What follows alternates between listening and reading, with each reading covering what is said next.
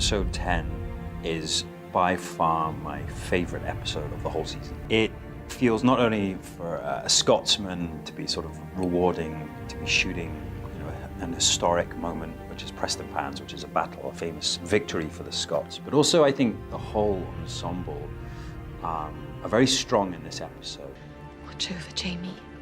Always. For me, I wanted, you know, the journey of Jamie to be, from the start of the season, that he's a shadow of himself. He's not himself. He's hiding behind this persona, but also he's psychologically scarred and physically as well.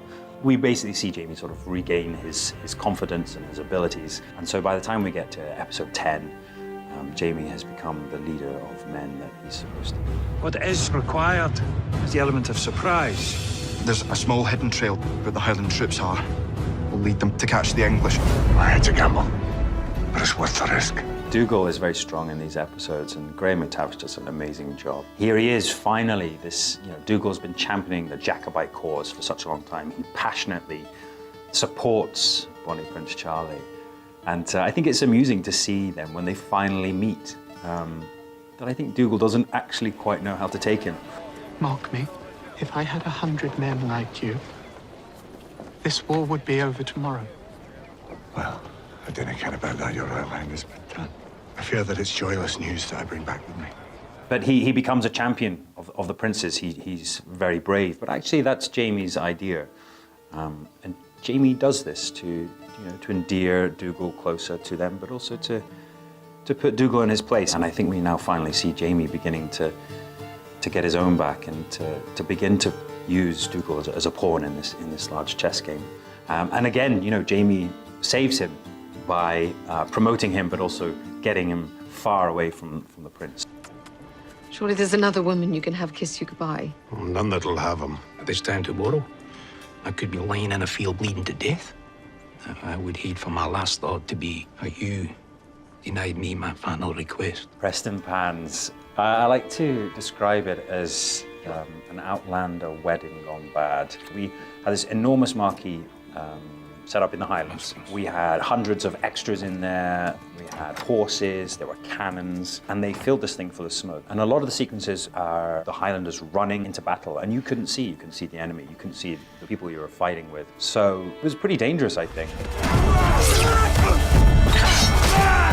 But I love the moment, actually, when Jamie and Myrta finally see Claire again back in the hospital. And I wanted to sort of show that they'd almost been in this daze or crazed fighting. It was a great victory for them, and they were massacring people. And actually, that's when it hits them what they've actually achieved, but also what they've lost as well. Talk to me, man. He's my friend as well.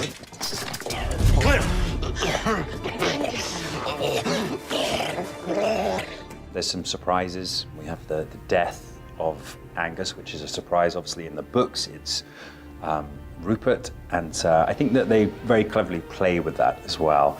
So you think it's going to be Rupert, but actually it's Angus. And it was shooting that was actually very, very emotional.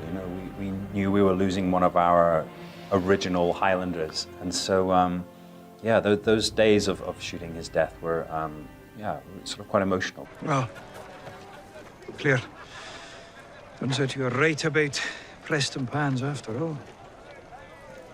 I wasn't I? That means I'm also right about the disaster awaiting us at Culloden. But basically, there's this finite point, which is Culloden, that Jamie and Claire are trying to stop this battle from happening, because at that point, they know that everything is lost. And as we get closer to that, the stakes get higher. But I think they can change history. But as we've discovered throughout the whole of the season, that changing history, it doesn't seem to happen, or at least it has consequences. Sometimes never the ones that they're looking for. So yeah, it just gets more and more desperate, to be honest. Down among the dead men, let him lie!